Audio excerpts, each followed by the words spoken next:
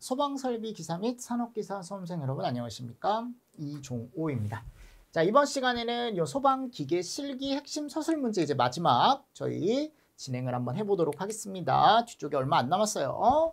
자, 피난구조 설비라고 해가지고 이제 87번에 가보면 승강식 피난기와 하향식 피난구용 내림식 사다리에 대한 설치 기준이 나와 있습니다. 보이시나요? 그래서 저희가 이제 대피실의 면적을 원래는 2제곱이에요. 근데 2세대 이상일 땐 3제곱이다 라고 되어 있고, 요 하강구, 이제 사람이 내려갈 수 있는 요 하강구의 직경 같은 경우는 몇 cm? 60cm 이상으로 한다. 요거 필기 때 제가 외워두면 좋다라고 말씀을 드렸죠. 그리고 이 출입문 있죠. 요 기준이 갑종. 방화문으로 해라라고 나와 있고, 착지점과 하강구는 15cm. 됐죠? 여러분들. 근데 이 갑종이라는 말이 제가 바뀌었습니다. 예전에도 제가 말씀드렸어요. 여기 60분 방화문 또는 60분 플러스 방화문 이 두 개로 이제 나뉘었는데 아직 화재 안전 기준은 그대로 있기 때문에 그냥 갑종이라고 쓰시면 돼. 오해하지 마시고. 자, 그리고 승강식 피난기는 여기 갔을 때 어디 또는 성능 시험 기간. 그러니까 여기 갔을 때 어디에서 이제 성능을 검증받아야 되냐라고 한다면 한국소방산업기술원이라는 곳이 있습니다. 어디요? 한국소방산업기술원. 쓰실 수 있어야 돼. 이런 것까지 물어볼 줄 몰랐어요. 한국소방산업기술원. 됐습니까? 보통은 이제 숫자를 비워놓는 게 일반적입니다. 네, 이렇게도 나올 수 있다. 자, 요거 많이 나온다 그랬죠. 피난기구에 대한 화재 안전 기준이다. 각 물음에 답하시오. 의료시설에 설치할 피난기구를 층별로 구분하여 답하시오. 의료시설. 그러면 요거를 구분해서 여러분들이 답해 주시면 됩니다. 몇 층에 뭐를 설치하고 몇 층에는 뭐를 설치하고. 맞나요? 그래서 지금 갔을 때 뭐 피난기구를 층별로 구분하여 답하시오라고 한다면 지상 3층, 지상 4층, 지상 10층 이런 식으로 여러분들이 아까 나와 있던 거 그대로 옮겨서 써주시면 되거든요. 그리고 나서 두 번째 갔을 때 계구부에 관련되는 사항으로 가로 안에 알맞은 답을 쓰시오라고 한다면 피난기구는 계구부에 설치하는데 그 계구부 사이즈가 정해져 있습니다. 그래서 얘가 이제 가로가 0.5, 1, 그죠? 이 정도 되어 있고 만일 바닥으로부터 계구부가 1.2m 이상에 있으면 발판을 설치해줘라. 왜냐하면 사람들이 왕관길을 이제 타고 내려가야 되는데 이게 너무 높으면 뭔가 이제 밟고 갈 착지점이 될 만한 여러분들 밟고 갈 만한 뭔가 발판이 있어야 된다라는 게 나와 있는 거죠. 자, 그래서 이렇게 해서 여러분들이 이 정도 정리를 좀 해주시면 될 것 같고, 근데 89번 문제 이런 것들은 필기 때 많이 했으니까 인명구조기구 종류 3가지만 쓰시오라고 하면은 밑에 있는 4가지 중에 3가지 여러분들이 골라서 써주시면 된다. 피난 구조는 요게 다예요. 아셨죠? 요게 다예요. 그리고 나서 재현 한번 가보도록 하겠습니다. 자, 현재 일반적으로 현장에서 많이 사용하고 있는 재현 방식 종류 3가지만 쓰시오라고 한다면 우리는 기계 재현 방식, 그리고 자연, 밀폐, 그리고 스모크 타워 이런 식으로 써주시면 된다. 자, 유입공기 배출 방식 3가지. 이건 이제 우리가 특피 쪽에서 얘기하는 거거든요. 그러면 수직풍도 배출구 재현 설비. 그러니까 이런 것들이 이제 필기 때 저희가 외우고 넘어왔어야 되는 부분들입니다. 이런 것들을 물어볼 수 있고 이게 최근에 이렇게 출제가 됐습니다. 방염풍속. 제가 예전에 방염풍속은 0.5 아니면 0.7이다. 그래서 이렇게 채우는 문제가 한번 나왔습니다. 아셨습니까? 그래서 이거 채울 수 있어야 됩니다. 그리고 얘 외우고 있어야 된다 그랬죠. 나중에 설계 문제에 얘를 사용하는 게 있습니다.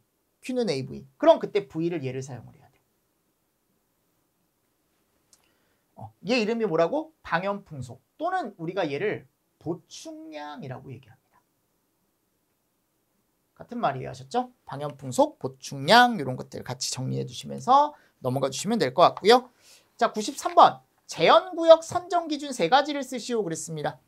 자, 이 재현구역에 대한 건 특별 피난계단이나 부속실 쪽에서 얘기하는 거거든요. 그래서 계단실, 부속실 또는 부속실, 계단실, 비상용 승강기나 승강장 단독. 그러니까 이게 동시에 재현하는 것들이 있고 여기에 이제 단독으로 재현하는 것들이 있다. 단독. 맞습니까? 이 정도 여러분들 정리하시고 여기 동시라고 나와 있습니다. 동시. 여기가 단독이라고 나와 있고. 자, 그리고 여기 빈칸을 채우시오라고 했죠. 1번부터 5번까지. 그럼 제형구역의 면적은 1000제곱 이내로 한다. 많이 나왔죠. 이런 문제는. 거실과 통로는 상호 제형구획한다. 맞나요? 그리고 보행 중심선의 길이는 60m를 초과하지 않아야 하고 직경 60m 원내에 들어올 수 있어야 하고 2개 이상의 층에 미치지 아니하도록 하고 그죠? 요 기준 잘 정리하시고 넘어가 주셔야 됩니다. 자, 다음 95번.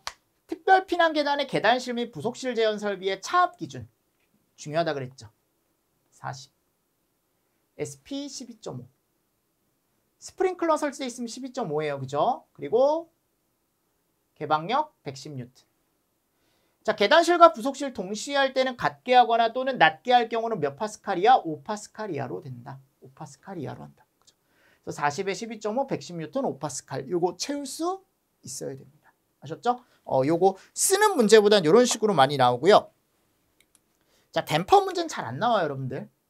솔레노이드 댐퍼, 모터 댐퍼, 퓨즈 댐퍼를 설명하시오라고 하면 요게 너무 제품에 관련된 거기 때문에 솔레노이드, 모터, 퓨즈 만일 나온다라고 한다면 자, 화재 감지기 신호를 받아 전자 밸브가 그죠?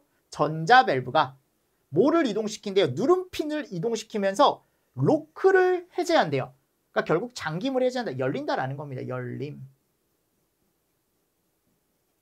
그죠? 그럼 스프링의 힘이나 중력에 의해 자동 개방되는 댐퍼.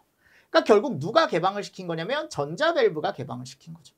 감지기한테 신호를 받아 전자 밸브가 열게 해서 자동 개방시키는 댐퍼다. 여기도 마찬가지. 모터는 전자 밸브가 작동시키는 게 아니고 여기가 보면 모터라고 나와 있죠.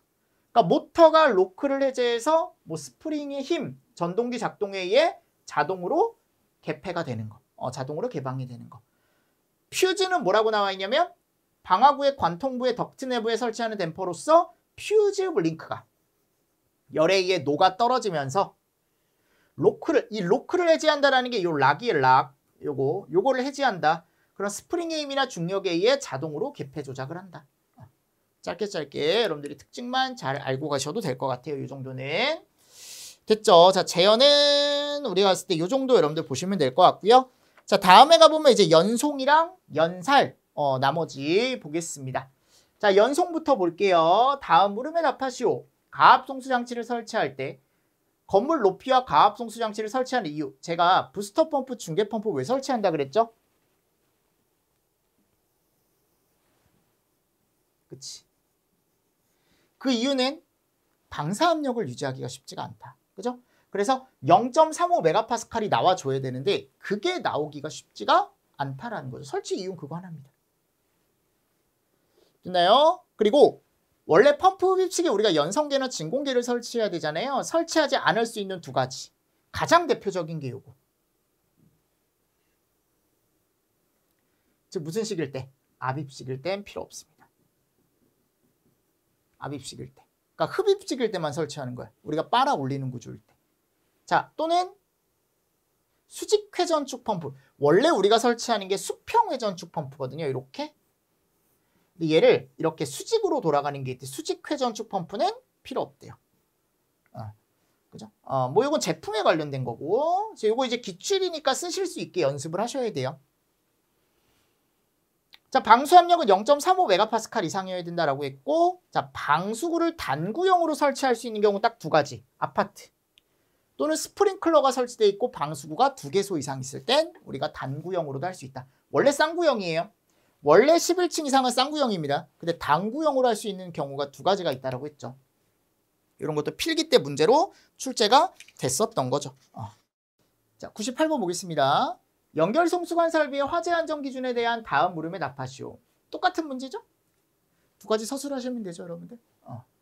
자, 배관을 습식으로 해야 되는 경우 아까 31m와 몇 층? 11층. 그죠?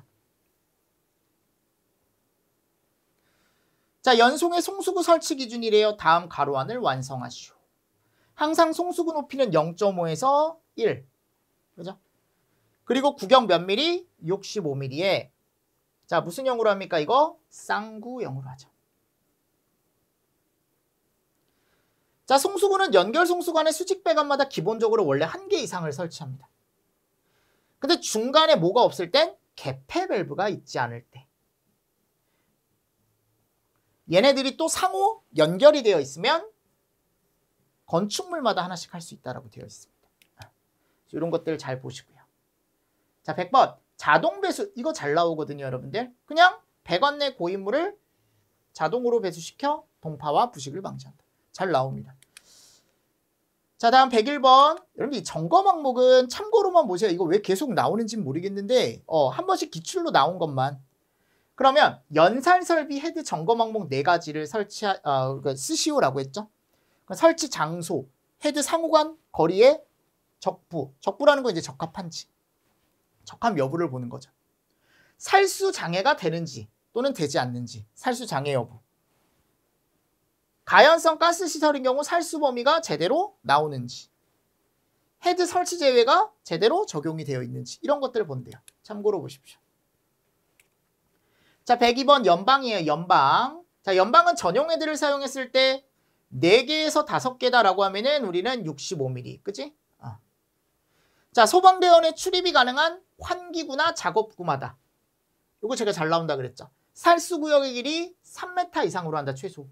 자, 근데 환기구 사이의 간격이 700m를 초과할 경우 700m 이내마다 살수구역을 설정을 한다.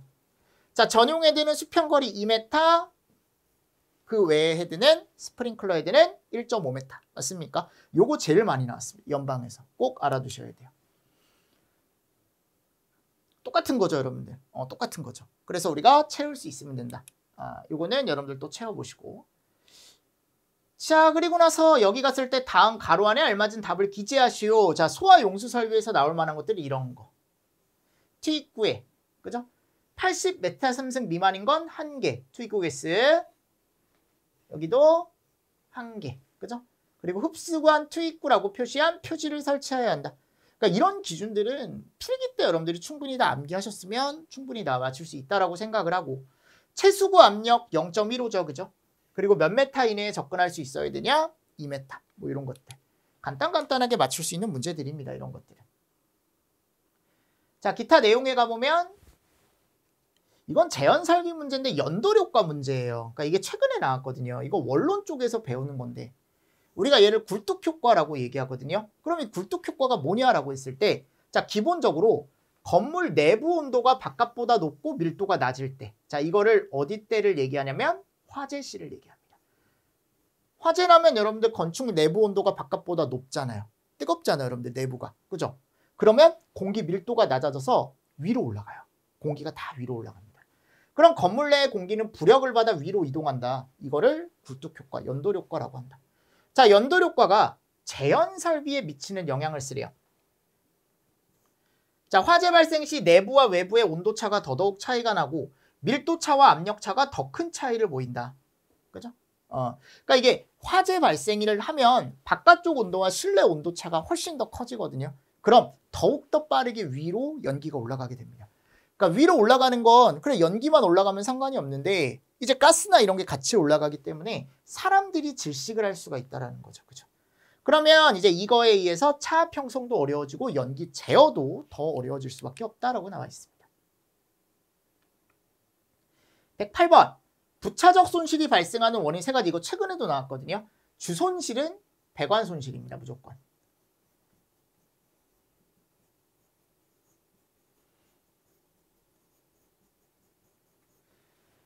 맞습니까? 그래서 원인 3가지를 쓰시오라고 하면 이렇게 3가지 쓰실 수 있으면 돼요.